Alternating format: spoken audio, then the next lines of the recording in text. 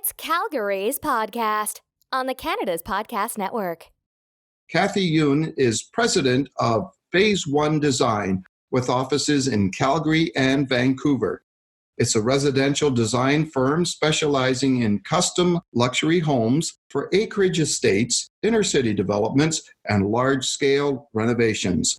Welcome to the show, Kathy, and thanks for taking the time today to be here for our listeners.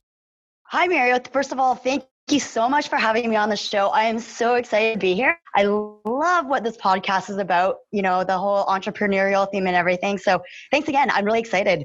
Tell us a little bit about yourself, Kathy, where you're from and what your business is all about. Yeah, sure. Love to. So first of all, I am born and raised in Calgary, Alberta. So I know I'm kind of a rare breed because I still am in Calgary frequently. My formal education was at SAIT in Calgary as a textile technologist. The very beginning of my career, what I did was I was actually working in construction project management. So what that means is I was working on site every day, running trades, working directly with them, running the bid, the project, and basically just doing the construction side of things. Throughout that experience, I found that there were things that would literally drive me crazy about the construction drawings that, were kind of just handed off to me, and somebody would say, okay, Kathy and your team, go build this. So things that we would find about those drawings sometimes were that, a lot of the things that we got weren't actually buildable, or in some cases, the designs that weren't really structurally efficient, which ended up costing our client money. And the list just kind of goes on. So throughout that experience, don't get me wrong, it was a great experience. I loved it. But what I saw was I actually saw an opportunity to make it better. And I thought, if I was just the one doing the drawings or doing the design, this is kind of how I do it. So after a lot of contemplation, I ended up making the really tough decision to quit that job. And I founded Phase One Design in 2006. It was a really hard decision because at the time, that was what I thought was my dream job. And it was. I worked really, really hard to actually get that job. But yeah, Phase One Design was founded, and we were going to be better. I was 26 years old back then. I had zero business background at all, but I was fiercely determined to just make it happen. So my vision from day one was to build an amazing custom home design company. We were going to design some amazing homes. We're going to attract amazing clients, and we're going to build an amazing team. So, and I thought, well, how hard could that possibly be, right? So as with all startup businesses, it wasn't an easy journey. There was a lot of ups and downs. There was literally blood, sweat, and tears throughout those years. But as I said, I was really determined to make it work. Failure was never an option in my mind. So I slowly built a team. We slowly built our client base, slowly grew the company. And fast forward today, here, 13 years later, I'm really proud to say we've designed over 500 custom homes across Canada. And we actually now have studio locations in both Vancouver and Calgary. And our design work's been nominated for over 22 awards and won over 14 awards. Did you need financing to start the company? So to be honest, I was so young when I started my company, I didn't even know that was an option. I know that sounds really silly, but it's the truth. So no, we actually bootstrapped the company from day one. Okay. Now, do you, looking ahead, what are your sort of vision for the company going forward and any expansion plans? Yeah, so we definitely have a long-term vision. I'm really, really big on strategic planning and just regularly setting both short-term and long-term goals. So our long-term vision really includes to continue what we're doing today and basically just building on that and just constantly improving our level of customer service, our product, and our designs. We want to grow our client base and market share. We've really clearly defined what that means in our strategy, but kind of the Coles Notes version is, again, just to continue to build in both of our Calgary and Vancouver markets. And we're really focused this year on building our internal infrastructure just to support scaling the company. It's really important to both me and my team that as we grow, we're not losing kind of the boutique feel of what we do. The personalized client service in our industry is super important. So we don't want to lose sight of this. And I'm really just not willing to compromise in that area. And just continuing to build our team. Our team's really, really important to us. So just building on that. In terms of expansion plans, we haven't quite made the actual formal announcement yet.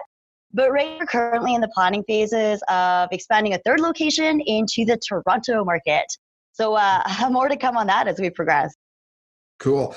Tell me a little bit about the biggest benefits you see for being an entrepreneur in Calgary.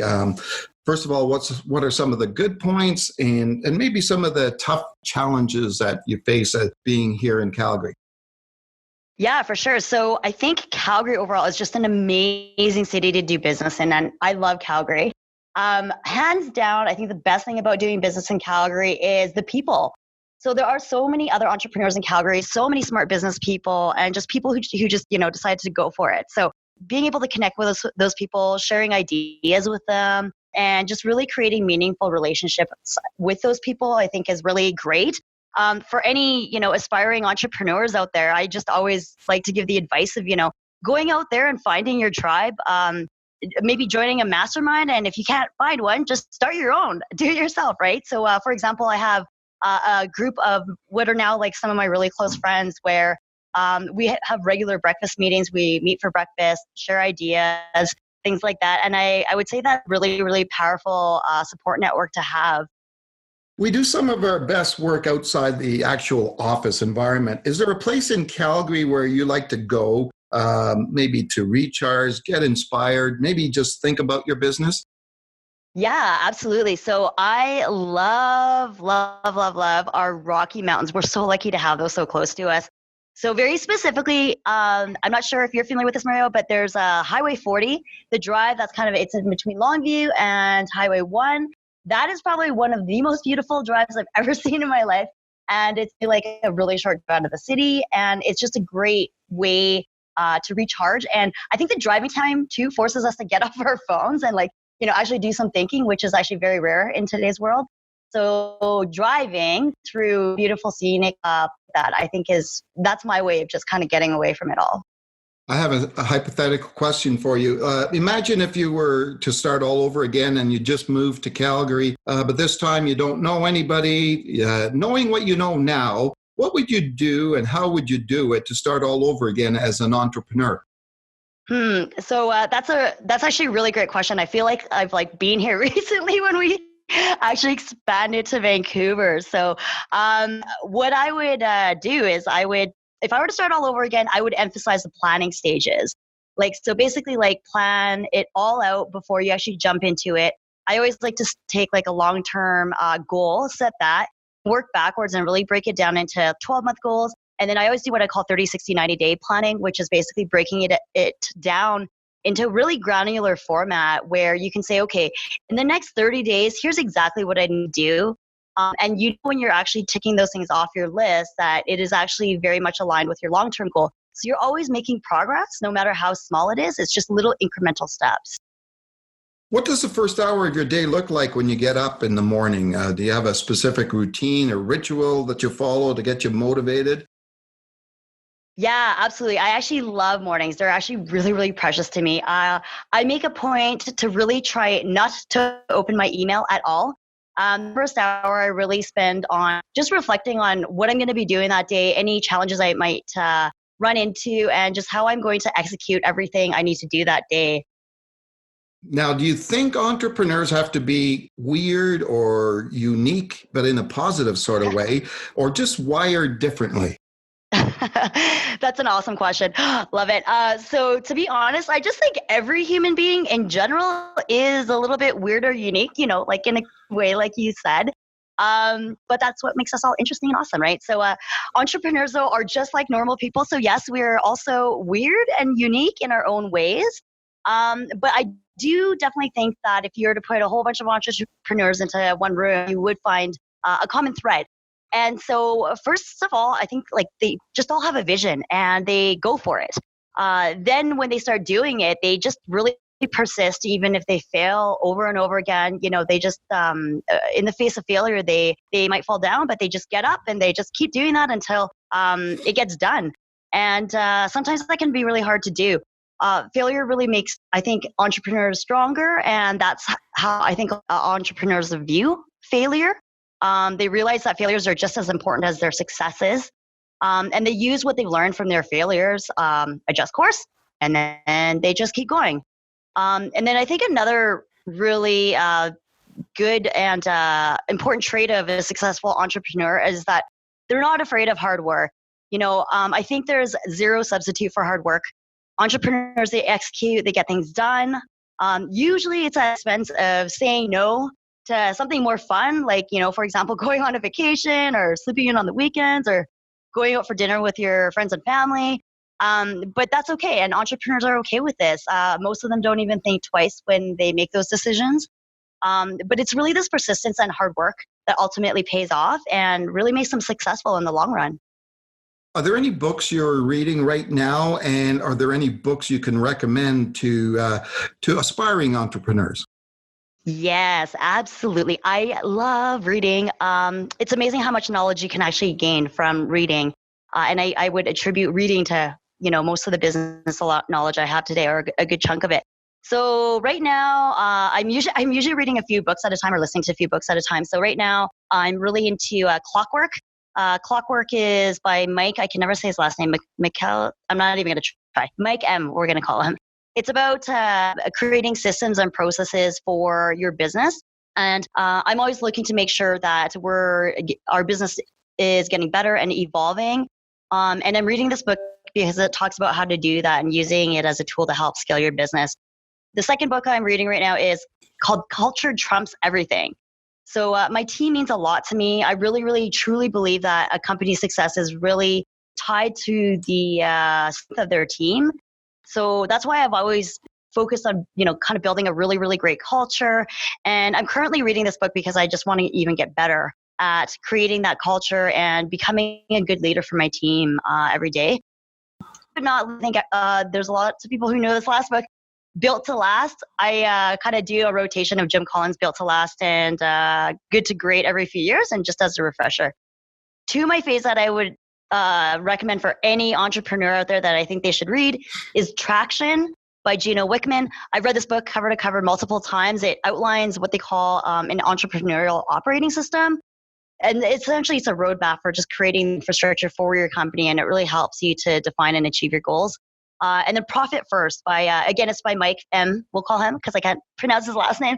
So a lot of entrepreneurs, I think they jump into a business, which is great, but a lot of entrepreneurs don't have a financial background.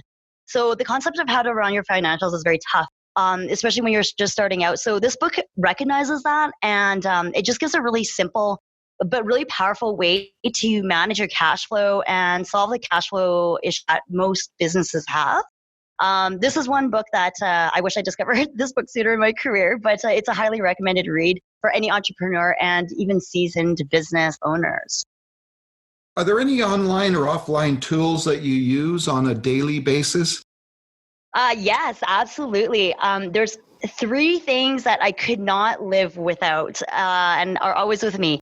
My phone, my laptop, and a notebook. I think my phone and laptop are pretty straightforward and they're obvious. These are the workhorses that support my day. And I always carry a notebook with me. And yes, like a super old school paper notebook. I love how with a notebook, you can just kind of jot down ideas quickly, keep organized. Don't get me wrong, I love technology, but this is one area where I am old school. There's just something about when you physically write something down in with a pen and paper, your brain just kind of stirs it differently. And I think it's really powerful to just organizing yourself. How do you balance your work with your personal life? And how do you relax and not think about work? And are there any activities in Calgary that you love to do?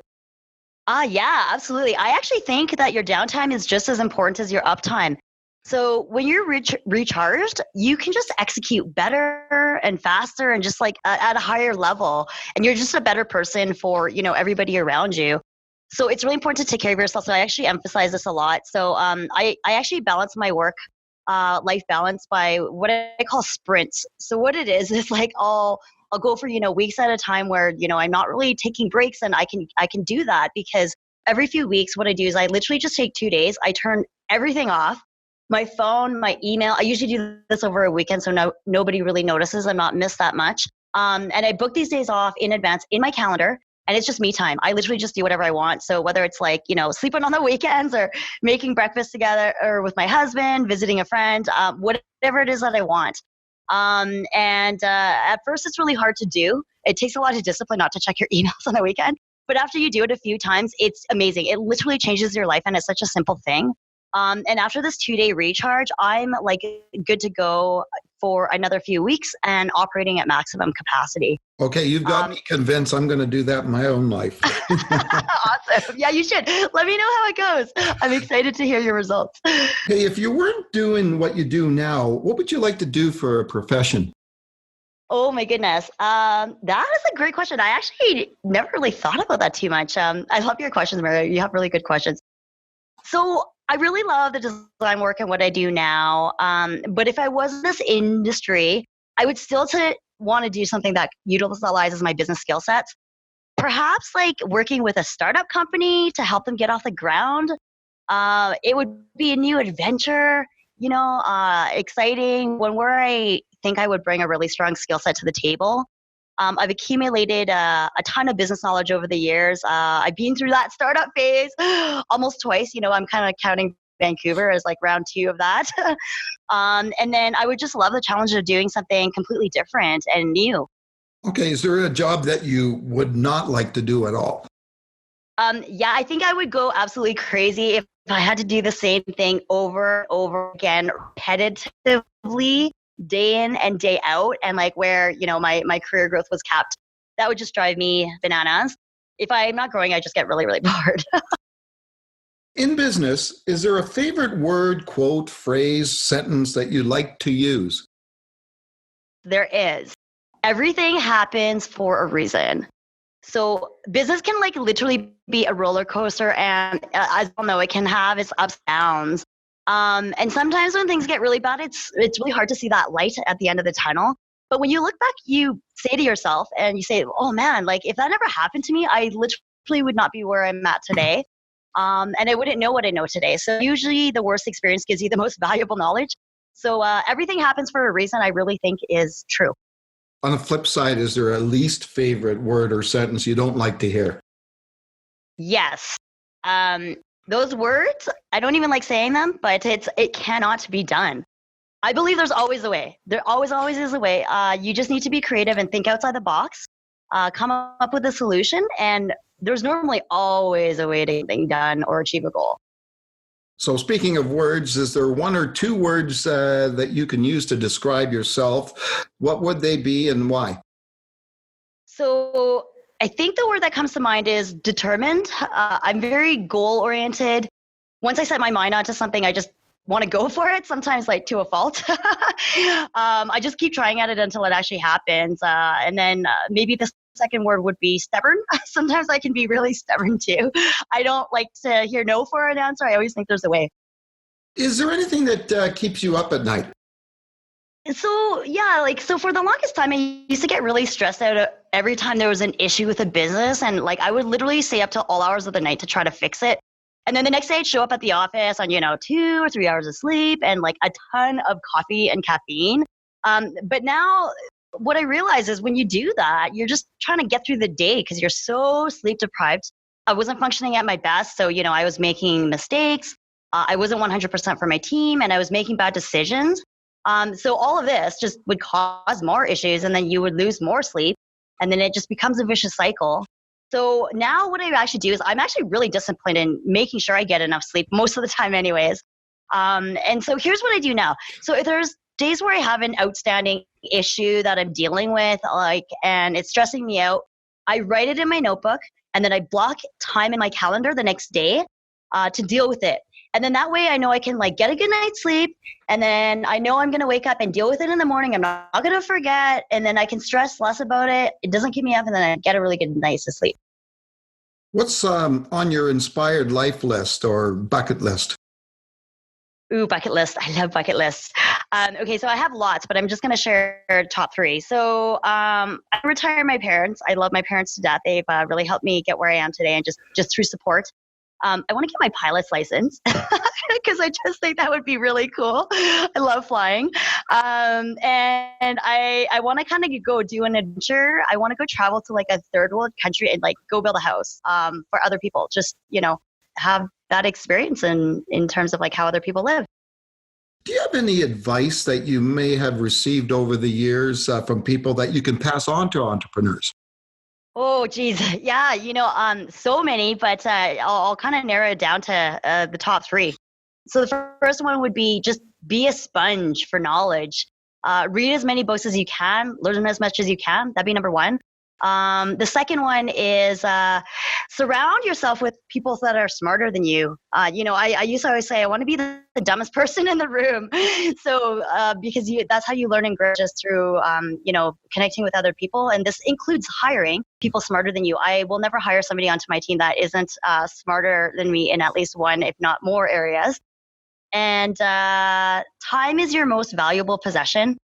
So learn how to use it wisely and protect it fiercely. I know people talk about time management all the time, but really, that's the one thing in life that we can never replace or get more of. So just learn how to use it wisely, like I said. Okay, a different question for you here. There's a small tropical island just off of Fiji that only has one phone booth with no internet. We're going to drop you off there, and you won't have a computer or smartphone, tablet, any kind of a device. You can use the phone booth located there anytime to call the boat, and we'll come pick you up right away. How long would you last before you made that call, and what would you do while you were there? Oh my goodness. Oh, I love that scenario. So Mario, are you saying that you're sending me to this island? Like when? When do you want to go? So the very practical side of me says I should probably at first just go food, water, and shelter, and if only just to be able to stay there for a longer period of time. So definitely I'd probably go do that first. But then this sounds like such a fun adventure. This sounds awesome. I would probably go explore the island, have some beach time, and really just enjoy my time without any electronic devices. I'd probably think about work and business at some point. But yeah, I love alone time because it gives you lots of time to think and reflect, come up with new ideas. But the flip side, I'm actually a real social person. I crave being around other humans, and I love that social interaction. So I think I would eventually get lonely and bored, and I would go find that phone booth. Hopefully I'd be able to find it after island trekking, and I'd want to be around people again. So how long would I last? I don't know, 1, maybe 2 weeks-ish. Okay. Kathy, how can our listeners get a hold of you? And is there anything you would like to add before you leave us today? Well, I guess first, I just want to say thank you so much, Mario. It's been awesome being on this podcast. I just kind of want to close off with saying that if you are an entrepreneur out there or a business owner or an aspiring entrepreneur, the biggest thing is persistence. Don't give up on your dreams. Follow your dreams. Anything is possible. It really, really just takes determination and hard work. Listeners can get in touch with me through my email. It's Kathy with a K at phasedesign.com. That's phase, the numeral 1, design.com. Or our website is www.phase1design.com. Thanks, Kathy, for being our guest on Calgary's podcast. I've learned a great deal about you and your business, and I'm sure our listeners have as well. Thanks, Mario.